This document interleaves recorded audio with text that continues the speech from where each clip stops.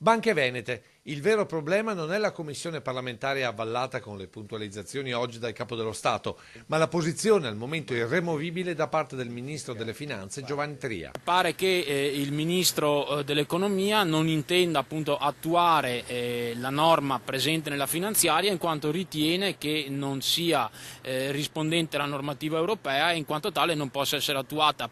Tradotto, il Ministro non vuole dare il proprio assenso alla procedura di rimborso agli azionisti truffati perché potrebbe risponderne personalmente davanti all'Europa. Pare appunto che ove attuata potrebbe poi comportare per il soggetto che appunto la va a attuare, quindi appunto il Ministro dell'Economia personalmente, rischi di problematiche per quello che riguarda un danno erariale. Avvocato che non nasconde come tutta la linea delle associazioni di ex azionisti sia in costante subbuglio e che questo non favorisca una linea comune nel confronto con il governo, che peraltro per superare l'impasse del Ministro Tria ha già incardinato un altro decreto. Nel decreto crescita che dovrebbe essere emanato il 10 di aprile o comunque in tempi molto brevi ci sarà una nuova norma per quello che riguarda appunto i rimborsi ai risparmiatori che dovrebbe poi appunto a sua volta essere attuata e quindi i tempi andrebbero ovviamente appunto a dilatarsi, potremmo andare a dopo l'estate. Tempi comunque ottimistici per l'avvocato che sottolinea che le associazioni comunque vogliono vederci chiaro. Facendo seguito appunto alla diffida al Ministro Tria faremo una nostra istanza di accesso agli atti, la faremo appunto